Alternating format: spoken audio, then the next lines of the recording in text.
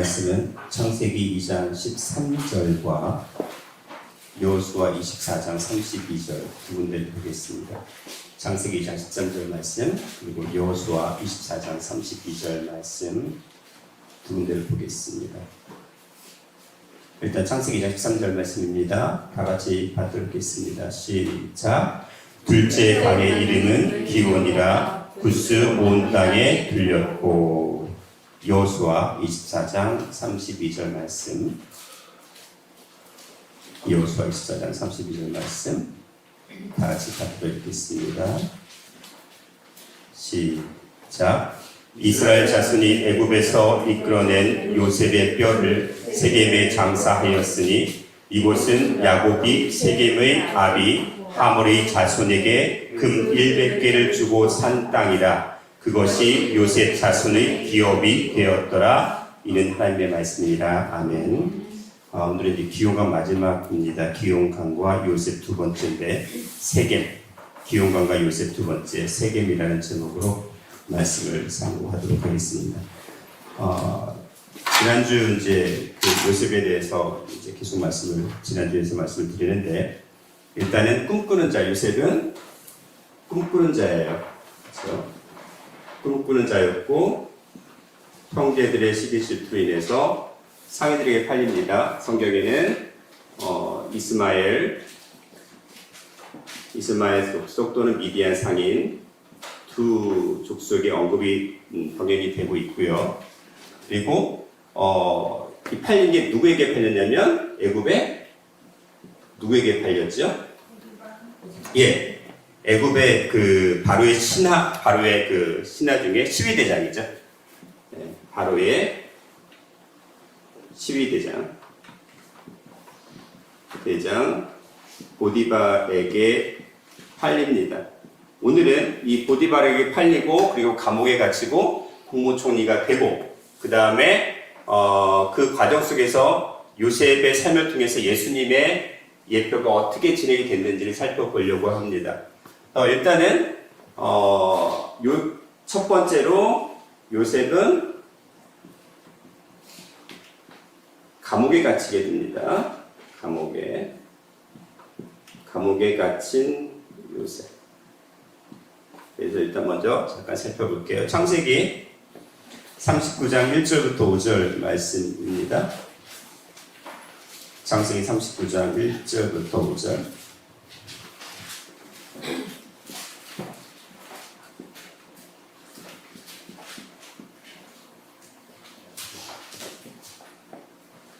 장로님부터 부탁드리겠습니다. 요셉이 이끌려 애굽에 내려가매 바로의 신하 시위대장 애굽 사람 보디발이 그를 그리로 데려간 이스마엘 사람의 손에서 그를 사니라. 여호와께서 요셉과 함께 하심으로 그가 형통한 자가 되어 그 주인 애굽 사람의 집에 있으니 그 주인이 여호와께서 그와 함께 하심을 보며 또 여호와께서 그의 범사에 형통케 하심을 보았더라. 요셉이 그 주인에게 은혜를 입어 섬기매 그가 요셉으로 가정 총무를 삼고 자기 소유를 다 그 손에 위임하니 그가 요셉에게 자기 집과 그 모든 소유물을 주관하게 할 때부터 여호와께서 요셉을 위하여 그 애굽 사람의 집에 복을 내리심으로 여호와의 복이 그의 집과 밭에 있는 모든 소유에 미친지라. 네. 지금 창세기 39장 1절 말씀 보니까 이스마엘 사람들이 지금 보디발에게 요셉을 팔았어요. 근데 창세기 37장 36절에서는 미디안 사람이 요셉을 팔았다고 기록이 되어 있습니다. 이게 계속 기록이 번역이 되어 있고요. 여기서 중요한 말씀은 여호와께서 요셉과 함께 계셨어요. 2절 말씀에 여호와께서 요셉과 함께 하심으로 형통한지라 라고 되어 있습니다. 3절에도 그 주인이 여호와께서 그와 함께 하심을 보고, 그래서 요셉은 하나님과 함께 하는 자, 임마누엘의 축복을 받은 자가 바로 요셉이라는 거죠. 근데 임마누엘이라는 이름은 마태복음 1장 23절에 원래 누구의 이름이에요? 메시아, 예수의 이름이 임마누엘이에요. 그렇죠? 예수의 이름이 임마누엘인데 지금 그 함께하는 자가 바로 요셉이라는 걸 말씀하고 있잖아요. 그래서 요셉이 지금 임마누엘의 축복을 받았어요. 임마누엘의 축복을 받았습니다. 그래서 어떻게 됐어요? 형통케 하셨잖아요. 요셉 자신을 형통케 할 뿐만 아니라 요셉이 거한 그 보디발의 집도 형통케 하셨어요. 임마누엘이라는 거는 하나님이, 즉 하나님의 말씀이 누구와?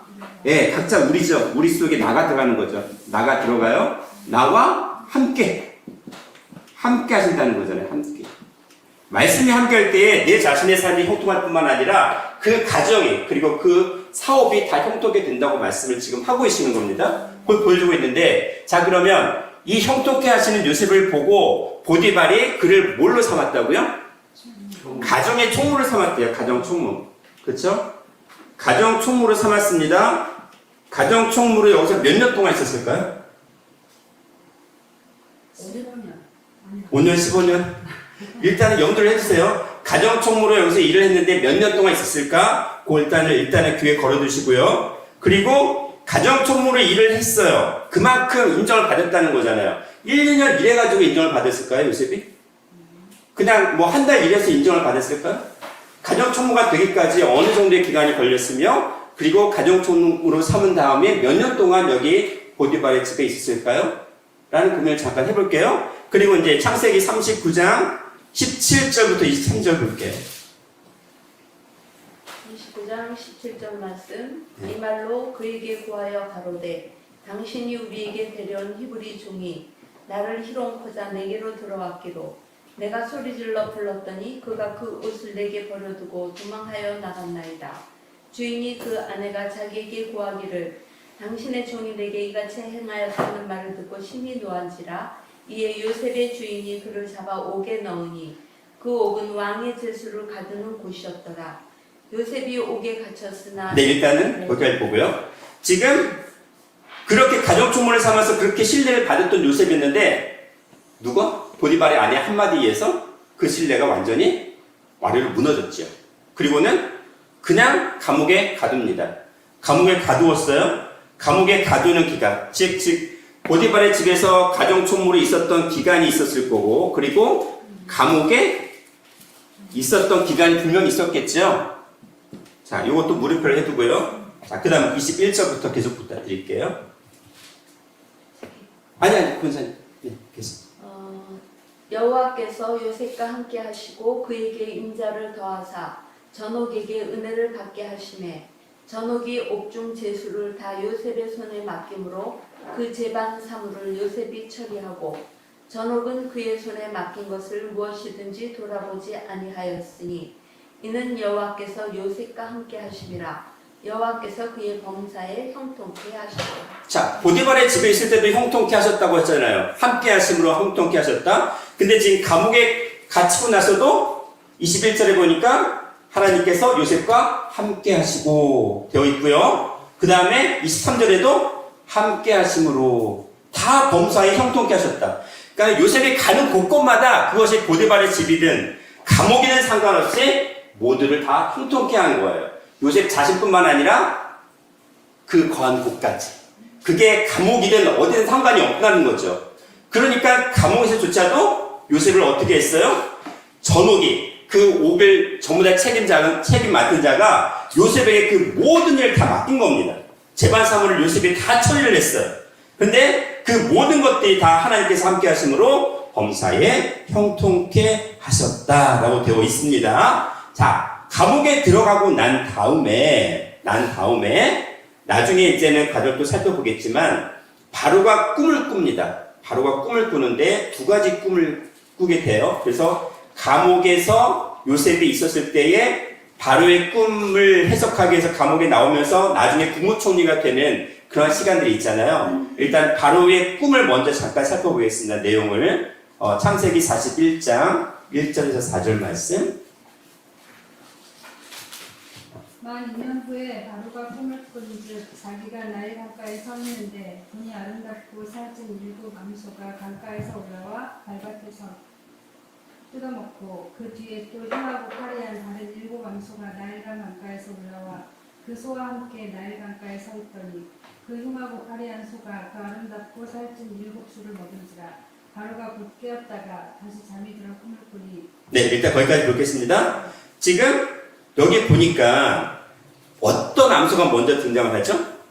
아름답고, 예, 아름답고 살찐. 그쵸? 암소 몇 마리?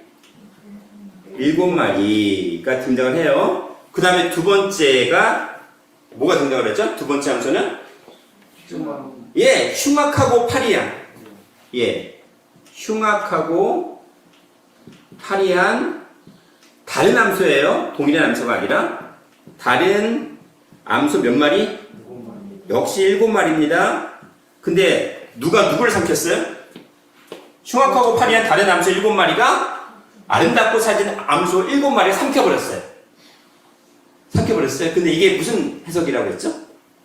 흉년. 예, 처음에는 풍년이었지만 나중에 흉년이 올 것이다. 7년 동안 풍년과 7년 동안에 흉년이 올 것이라는 예언을 했습니다. 자, 그거를 지금 또 다른 꿈으로 지금 보여주시고 계시죠? 창세기 41장 5절부터 7절. 다시 잠에 들어 꿈을 보니 한 줄기에 무성하고 충실한 7 이삭이 나오고 그 후에 또 세약하고 동풍에 마른 7 이삭이 나오더니 그 세약한 7 이삭이 무성하고 충실한 7 이삭을 삼킨지라 바로가 깬 꿈이다. 네, 두 번째 꿈은 뭐예요? 이삭. 예, 이삭이 나옵니다. 어떤 이삭이죠? 처음에는 무성하고, 예, 무성하고 충실한 몇 이삭? 7 이삭. 두 번째는 세약하고 예, 세약하고 동풍에 마른. 세약하고 동풍에 마른이에요. 동풍에 마른 7 이삭이 또 등장을 해서 어떻게 되냐? 나중에 동풍에 마른 세약하고 동풍에 빼쩍 마른 7 이삭이 무성하고 충실한 이삭을 어떻게 합니까? 삼켜버립니다. 삼켜버려요. 요게 지금 꿈의 내용인데 아까 창세기 41장 1절에 보니까 요 꿈을 꾼 시점이 언제죠? 창세기 41장 1절에 만 2년 후에. 그쵸? 그 만 2년 후라는 게 뭘 기점으로 만 2년 후일까요? 감옥에 갇히는 요셉이 감옥에 들어가서 만 2년이 되고 2년이 흐른 거예요. 그 이후에 바로가 꿈을 꾼 거잖아요. 그쵸? 그럼 여기서 일단 요 정도 기본적으로 보시면 이제 나중에 이게 다 정리가 돼요. 가정총무를 몇 년 했는지, 감옥에 몇 년 있었는지. 자, 그 다음에 이렇게 감옥에 있게 하신 이유가 뭘까? 자, 그 결론을 먼저 시편 기자가 얘기를 했습니다. 시편 105편 16절에서 19절입니다. 요셉이 이렇게 감옥에까지 가서 또 형제들에게 죽임을 당할 뻔하고 또 보디발에게 팔려서 감옥에 가기까지 이런 연단의 기간들이 왜 언제까지 있어야 되느냐? 자, 시편 105편 16절에서 19절. 그가 또 기근을 불러 그 땅에 임하게 하여 그 일을 하는 양식을 다 끊으셨다. 한 사람을 앞서 보내주셨으며 요셉이 종을 팔렸다.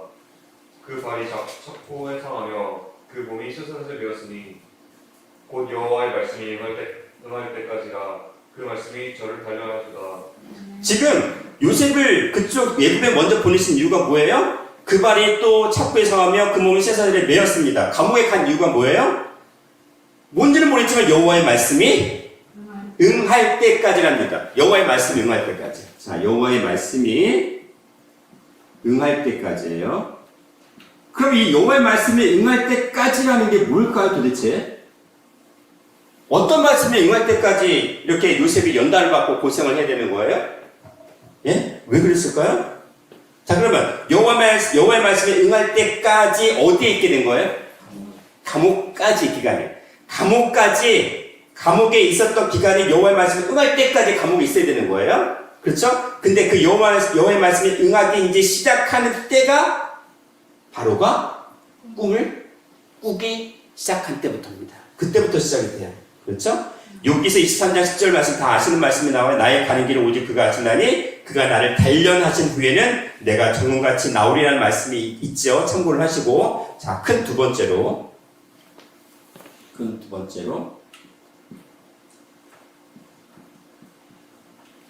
요셉의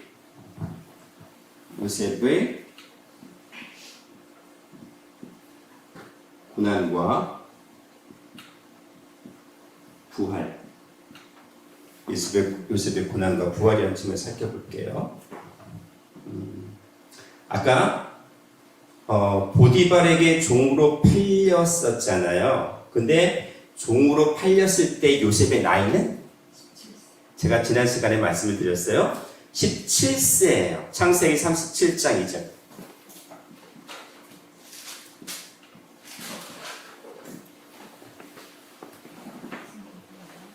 성원이 괜찮으세요? 네? 읽는 거는 넘길까요? 네, 읽는 거 지안이가. 야곱의 약속은 이러하니라. 요셉이 17세에 소년으로서 그 형제와 함께 양을 칠 때 그 아비 그 첫 비라와 실바의 아들들로 더불어 함께하였더니 그가 그들의 과실을 아비에게 고하더라. 네. 그러니까 요셉이 팔렸을 때가 종으로 보디발 팔렸을 때가 17세입니다. 17세. 그다음에 요셉이 감옥살이를 몇 년 했을까요? 감옥살이를 아까 보니까 만 2년 후라는 말씀이 나오잖아요. 그렇죠? 약간 이제 창세기 39장 20절에서 23절에 요셉의 주인이 그를 잡아다가 그 감옥에 가둡니다. 왕의 죄수를 가두는 감옥에 가뒀어요. 네, 창세기 40장을 볼게요. 창세기 40장 1절부터 3절. 그 후에 애국 왕의 술 맡은 자와 떡 굽는 자가 그주 애국 왕의 범죄하니라. 바로가 그 두 관원장 곧 술 맡은 관원장과 떡 굽는 관원장에게 노하여 그들을 시위리당의 집 안에 있는 옥에 가두니 곧 요셉에 갇힌 곳이라. 네, 지금 그 후에라는 말이 나오고 애굽 왕의 술 맡은 자와 떡 굽는 자가 지금 애굽 왕에게 범죄해서 감옥에 갇히게 됩니다. 감옥에 갇힌 시점은 언제? 그 후에. 그 후라는 건 이미 요셉은 어디에 있었던 때예요? 감옥에 있었던 때 맞지요. 그렇죠? 감옥에 있었던 때입니다. 그리고는 그 두 관원장, 술 맡은 관원장, 떡 굽는 관원장이 꿈을 꾸고 그 꿈을 해석을 다 해줬어요. 그 꿈대로 되었지요. 그래서 나중에 떡 맡은 관원장은 죽임을 당하고 술 맡은 관원장은 다시 복귀하게 됩니다. 자, 창세기 40장 23절입니다. 창세기 40장. 같은 가정장이 요셉을 기억지 않고 있었더라. 지금 복귀된 뒤에 술 맡은 관원장이 요셉을 기억을 했어요? 아니면 기억하지 못했어요? 기억 못했어요. 기억 못하고 난 다음에 창세기 41장 1절로 넘어갑니다. 아까 읽었던 거예요. 네. 만 2년 후에 바로가 꿈을 꾼즉 저희가 하숫가에 섰는데 네. 아까 읽은 것처럼 지금 술 맡은 관원장이 감옥에 들어갔다가 다시 복귀를 하고 그 다음에 41장 1절에 언제? 만 2년 후에입니다. 자, 그러면 이걸로 봤을 때 요셉은 감옥에 몇 년 정도 있었을까요? 횟수로 3년이겠죠. 만 2년 후에요. 2년 후에 바로가 꿈을 꾸고 그 다음에 꿈 해석을 해서 총리까지 이르는 기간이 있잖아요. 그래서 애굽의 몇 세의 총리가 됐죠? 30세의 총리가 돼요. 창세기 41장 46절.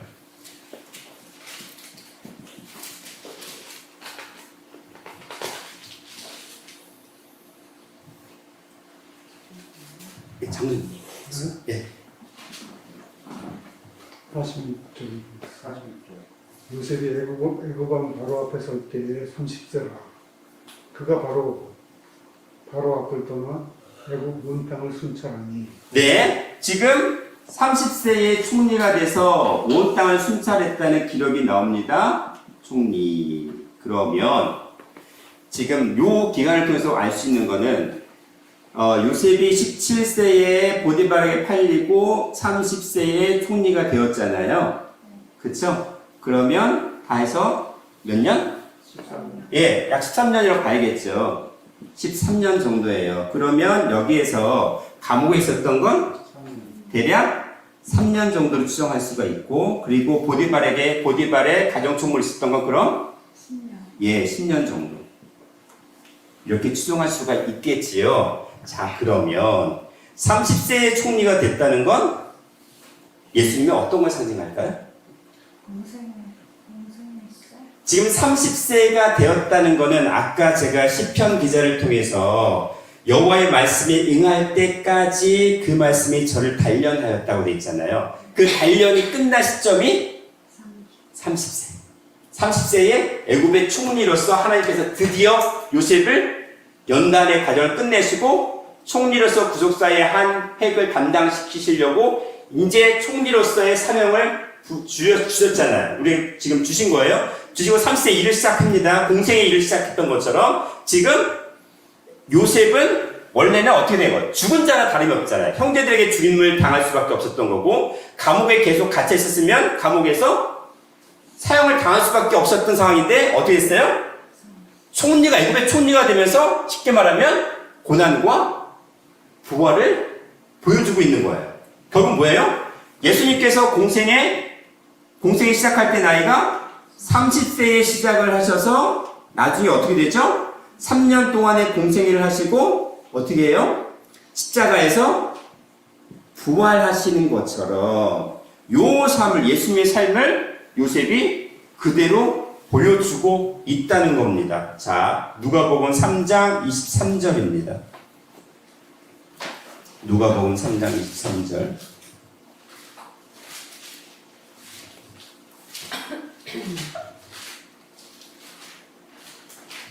누가복음 3장 23절 말씀. 예수께서 가르치심을 시작할 때에 30세쯤 되십니다. 사람들의 아는 대로는 요셉의 아들이니 요셉의 이상은 헬리오. 예수님이 공생애를 시작하는데 가르침을 시작할 때가 30세예요. 자, 그러면 이것을 예언한 게 또 시편에도 시편이고 호세에도 등장을 하는데, 왜냐하면 지금 왜 요셉이 감옥에 갇힌 뒤 만 2년 후에 라고 돼 있잖아요. 왜 만 2년 후라고 얘기를 했을까요? 왜 만 2년 후라는 얘기를 했을까라는 거.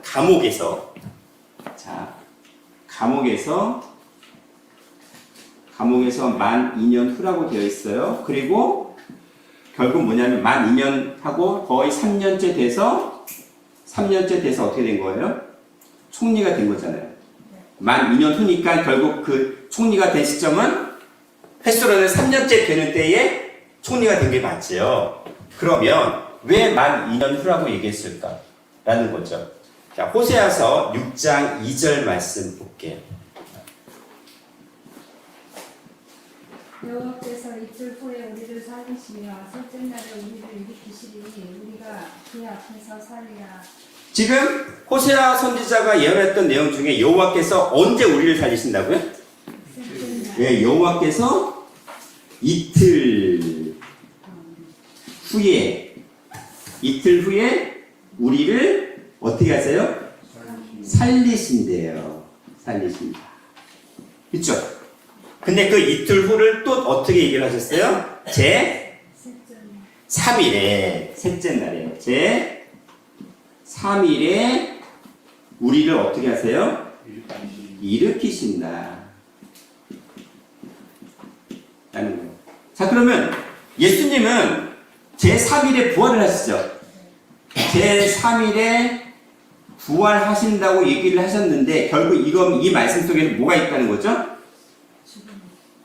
십자가 달리시고 난 뒤에, 돌아가시고 난 뒤에 이틀 후에 부활하신다는 말씀이 호세아를 통해서 미리 예언이 됐잖아요. 근데 보세요. 여기에 예수님의 십자가 사건이 결국 예수님의 십자가 고난과 부활을 가리킨 게 아니라 뭘 얘기하려고 하셨다? 뭘? 이틀 후에 누구를 살려요? 예수님을 살린다고 했어요? 우리를 살린다고 했어요? 각자 나를 살린다고 했잖아요. 그렇죠?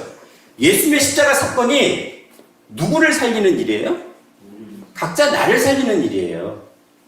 왜 요셉을 그냥 뭐 3년 만에 총리가 되었다는 표현을 쓰지 않고 만 2년 후라는 표현을 썼을까라는 걸 관점을 봤을 때 요셉의 삶은 예수님의 삶을 그대로 예표하는데 이것은 결국 요셉의 삶을 통해서 예수님을 예표하는 것으로 끝나는 게 아니라 결국 누가 산다는 거죠?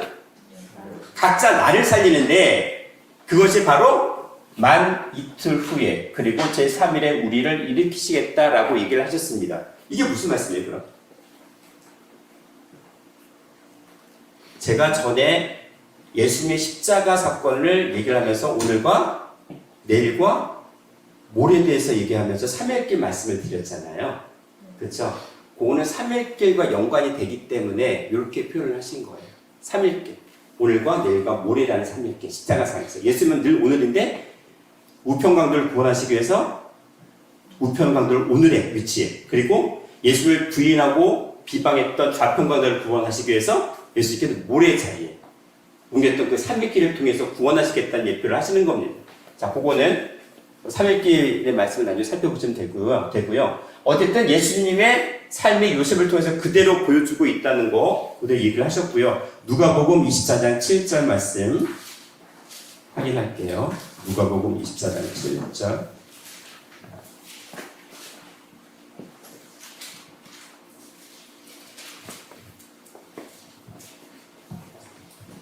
이르시기를 인자가 죄인의 손에 넘겨 십자가에 못 박히고 제3일에 다시 살아나야 하리라 하셨느니라. 네, 예수님 제3일에 살아나야 하시겠다고 예수님께서 예언을 하셨습니다. 결국 그 말씀대로 살아나셨지요. 자, 근데 예수의 십자가 사건은 결국 누구에게 해당이 돼야 된다? 각자 나에게 해당이 돼야 된다. 그거 일단은 귀에 걸어두시면 좋을 것 같고요. 자, 큰 세 번째로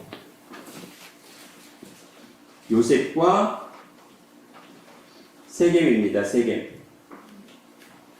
요셉과 세겜이에요.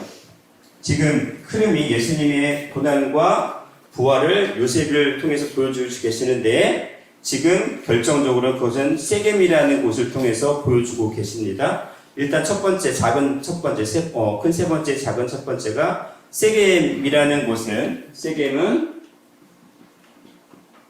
처음에 누가 구했던 곳일까요? 아브라함이 갈대 우르에서 나와서 그리고 하란을 거쳐서 하란에서 나오면서 가나안 땅에 들어왔을 때 제일 먼저 구했던 곳이 바로 세겜이라는 땅입니다. 창세기 12장 5절 6절입니다.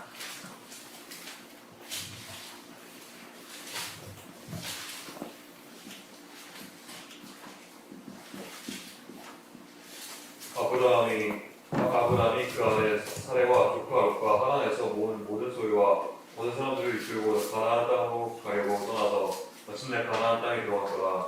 아브라함이 그 땅을 통하여 세겜 땅 모래 상수리 나무에 이르니 그때 가나안 사람이 그 땅에 거하였더라. 네, 아브라함이 가나안 땅에 들어와서 제일 먼저 구했던 곳이 바로 세겜 땅인데 거기가 또 뭐예요? 모래 상수리 나무. 이게 뭘까요? 모래상수리 나무. 네? 모래상수리 나무라고 했어요. 자, 그 다음에 창세기 12장 7절 계속 같이 읽어주실래요? 여호와께서 아브라함에게 나타나 가로사대 내가 이 땅을 내 자손에게 주리라 하시니라. 그가 자기에게 나타나신 여호와를 위하여 그곳에 단을 쌓고 거기 그를 동편산으로 옮겨 장막을 치니 손을 베들이요 도문 아이라. 그가 이곳에서 여호와를 위하여 단을 쌓고 여호와의 이름을 부르더니 네, 여호와께서 이 세겜 땅에서 나타나셨죠. 여호와께서 나타나셔서 아브라함 뭘 했어요? 그곳에 뭘 쌓았죠? 예, 단을 쌓았다고 됐습니다. 하나님께서 나타나신 것이 세겜이고 그곳에 단을 쌓았어요. 자, 그러면 요 쉐켐이라는 말이 일단은 걸어두시고 그 다음에 12장 어디를 보시냐면 창세기 33장을 볼게요. 33장 18절에서 20절. 야곱이 가까안에서부터 평안히 가나안 땅 세겜 사무에 이르러 그 성읍 앞에 장막을 치고 그가 장막을 친 마침 세겜의 아버지 하물의 아들들이 성에서 베크시다를 샀으며 거기에 제단을 쌓고 그 이름을 엘로헤이스라엘이라 불렀다. 네. 지금 아브라함의 아들 이삭의 아들 야곱도 역시 가나안 땅 세겜성에 이르러서 거기에서 또 단을 쌓습니다. 그리고 그곳 이름을 뭐라고 그랬어요? 엘렐로헤 이스라엘. 이름이 좀 복잡하죠. 히브리식으로 띄어서서 얘기하면 엘로헤 이스라엘입니다. 하나님은 여호와 하나님이신데 이스라엘의 하나님이시다. 즉 하나님은 이스라엘의 하나님이다 라는 뜻이에요. 이스라엘의 하나님은 하나님이시다. 엘이다. 그런 뜻입니다. 그게 엘로헤 이스라엘이라는 뜻인데 지금 세겜이 하나님은 이스라엘의 하나님이시다라는 이름으로 불리게 됩니다. 그게 누구 때예요? 야곱 때죠. 야곱. 자, 그렇게 해서 세겜이라는 말이 일단 지워졌는데 이 세겜이라는 말 자체의 의미를 우리가 또 정확히 알아야 돼요. 이 쉐겜이라는 말 자체는요, 쉐켐이라고 합니다. 쉐켐 또는 쉐켐이라고 하는데 이 쉐켐이라는 말은요, 샤캄이라는 말에서 나왔어요. 샤캄이라는 동사에서 나옵니다. 샤캄이라는 동사에서 나오고요. 첫 번째 뜻은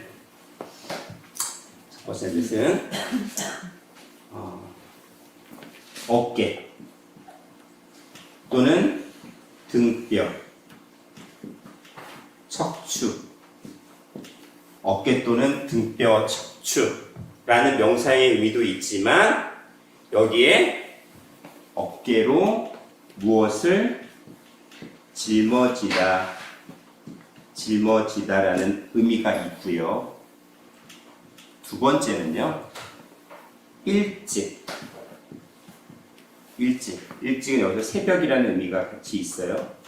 새벽에 일찍 일어나다, 깨다 또는 깨어나다 라는 의미가 있습니다.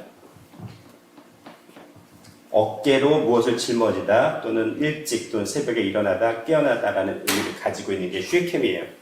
그게 쉐켐의 의미인데 지금 쉐켐은 처음에 누구로부터 시작이 되어지죠? 아브라함이 머물렀던 곳이 세겜이고 그리고 이 쉐겜이 나중에 야곱에게도 쉐겜의 의미를 지금 하나님께서 주십니다. 하나님이 이스라엘의 하나님이시고 그 쉐겜이 세겜에게 단을 쌓아요. 근데 그 쉐겜의 의미를 이런 의미를 가지고 있는데 요 쉐겜이 요셉과 연관이 있다는 얘기를 지금 하나님께서 하시는 거죠. 자, 요 세겜을 하나님께서 야곱을 통해서 요셉에게 주십니다. 창세기 48장 21절부터 22절입니다.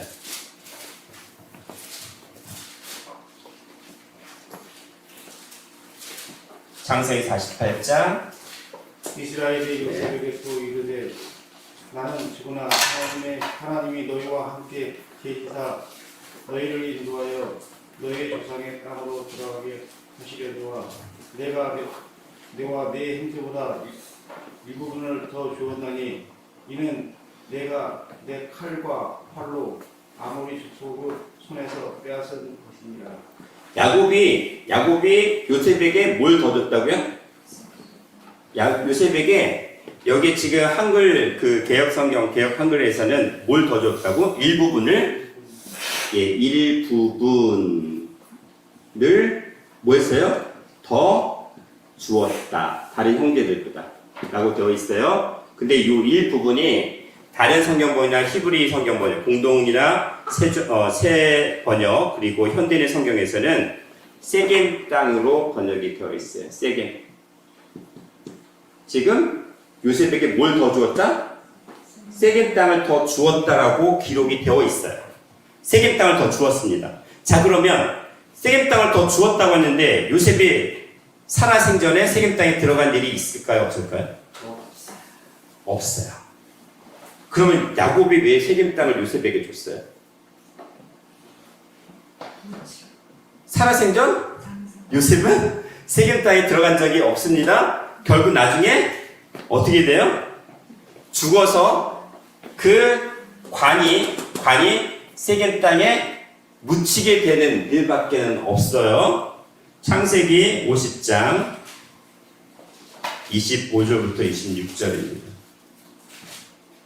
요셉이 또 이스라엘 자손에게 맹세시켜 이르기를 하나님이 전혀 너희를 권고하시니 너희는 여기서 내 해골을 메고 올라가겠다 하라 하였더라.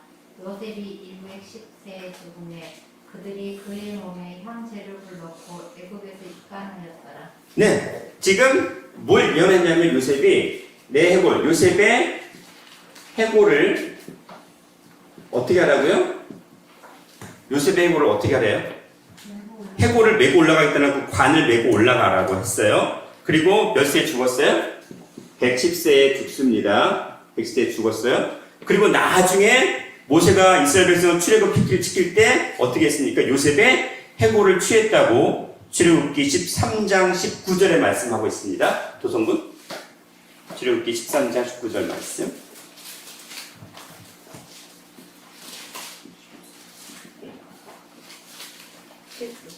19절.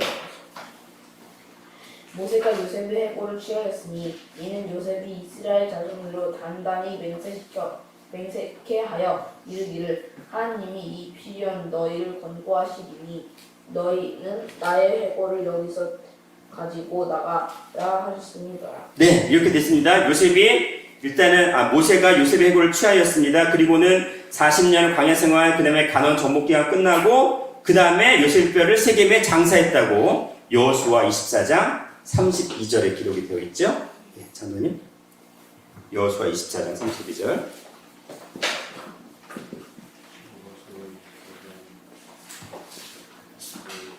이스라엘 자손이 애굽에서 이끌어낸 요셉의 뼈를 세겜에 장사하였으니 이곳은 야곱이 세겜의 아비 하몰의 자손에게 금 100개를 주고 산 땅이라.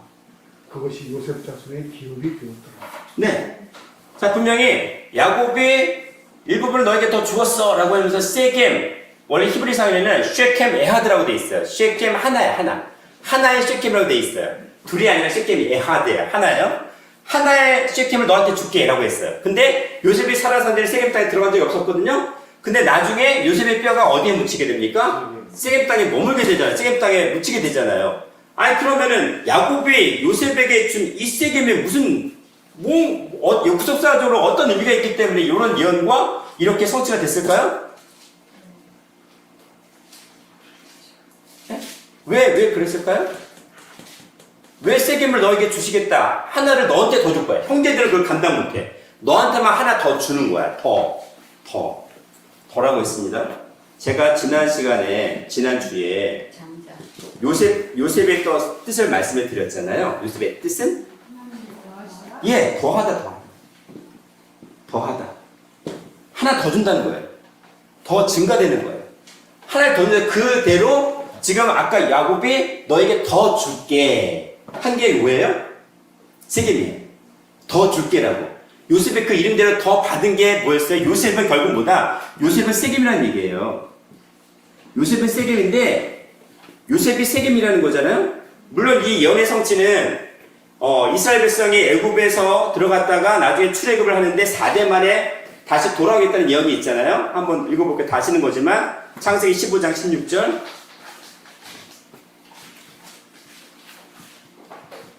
창세기 15장 16절.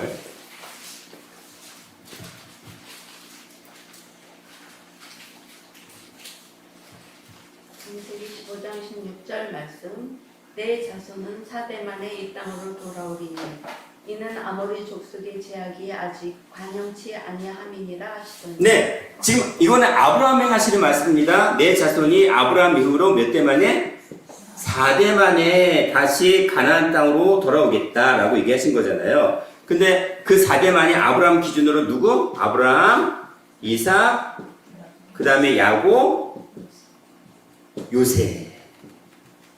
자, 요거는 이 구속서 시간에 다 공부를 하셨을 거니까 4대 만에 오겠다는 거는 그 요셉의 뼈가 4대인 요셉의 뼈가 가나안 땅 세겜에 묻힌 것을 얘기를 하시고 그 영적인 4대를 말씀하시는 거잖아요. 자, 그러면 뭐냐면 아브라함, 이삭, 야곱, 요셉이라는 건데 그 결론, 4대의 결론은 요셉이잖아요. 그 요셉의 결론으로 구속사를 성취하시겠다는 얘기인데, 자, 그러면 야곱이 요셉에게 하나 더 준 요 세겜이 요셉의 결론이잖아요. 근데 제가 세겜의 뜻을 아까 말씀을 드렸어요. 어깨 또는 특별 척추로 무엇을 짊어지는 거예요. 뭘 얘기할까요? 십자가 사건. 자, 어깨에 짊어지다는 거는 첫 번째 뭐예요? 예수님께서 십자가를 짊어지실 것을 말씀하신 거죠. 그리고 일찍 새벽에 일어나다. 이건 뭘 예표해요? 그렇죠. 예수님의 부활 사건을 예표하고 있어요. 요한복음 19장 16절에서 18절 말씀.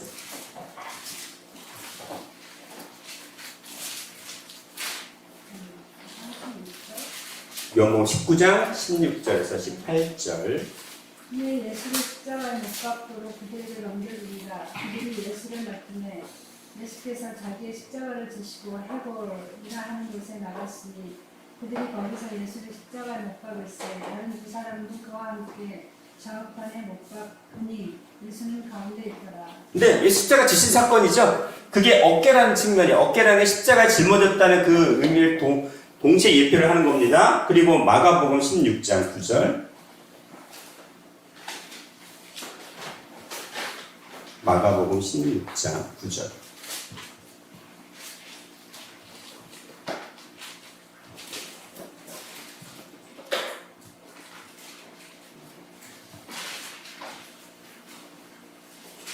예수께서 안식고 첫날 이른 아침에 살아나시고 전에 7개 신을 쫓아내어 주신 막달라 마리아에게 먼저 보이시니.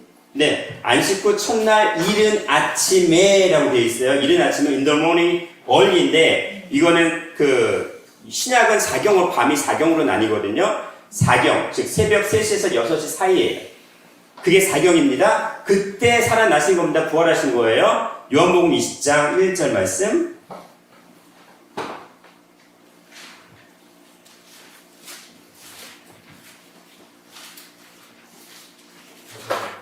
요한복음 20장 1절 말씀.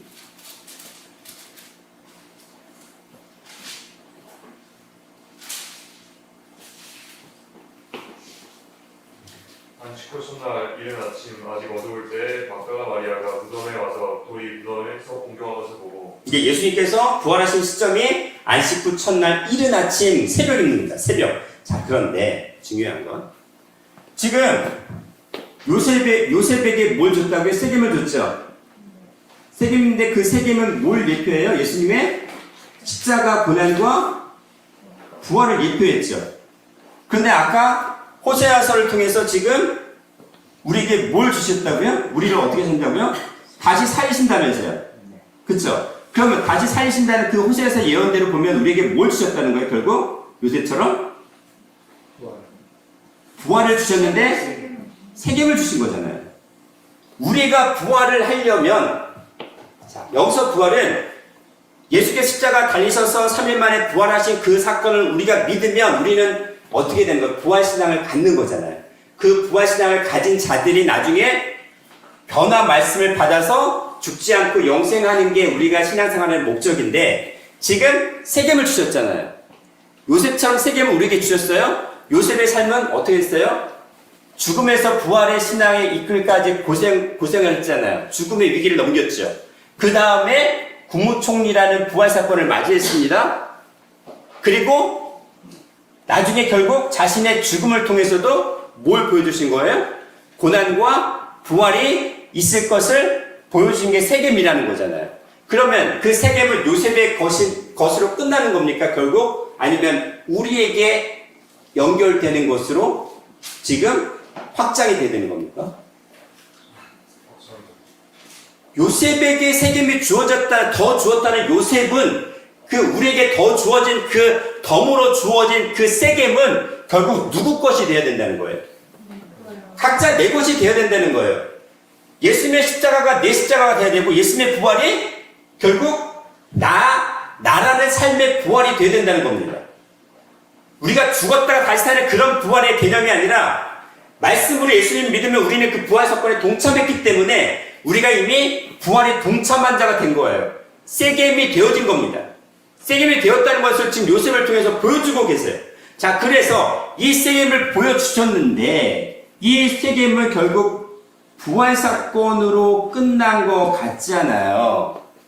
그렇죠? 부활 사건으로 끝난 것 같지 않아요. 아까 근데 예수님께서 언제 부활하셨다고요? 새벽이잖아요. 새벽이잖아요. 새벽이잖아요. 제가 계속 강조해요. 새벽이에요. 새벽이에요. 왜 강조를 할까요? 왜 강조를 할까요? 중요한, 네? 중요한. 중요하니까요, 당연히. 중요하죠. 왜냐면, 재림주가 우리에게 영생이라는 구원을 약속을 하실 때 뭘 주신다고요? 무슨 별을 주신다고요? 새벽별. 그 새벽에 해당하는 게 바로 요 새벽, 프로이라는 그 새벽에 해당하는 이 동일한 새벽별이에요. 새벽의 별, 프로이, 에스테로 해가지고 새벽에 해당하는 그 별이 바로 재림주예요. 자, 요한계시록 2장 26절에서 28절. 요한계시록 2장 26절에서 28절. 이는 저 끝까지 내 일을 지키는 자에게 왕국을 다스리는 권세를 주니 그가 설창을 철장을 가지고 그들을 다스려 지을 그릇에 트이는 것과 같이 하리라. 나도 내 아버지께 받은 것이 그러하니라. 내가 또 그에게 새벽별을 주리라. 자, 네, 뭘 주신다고요? 새벽별. 새벽별.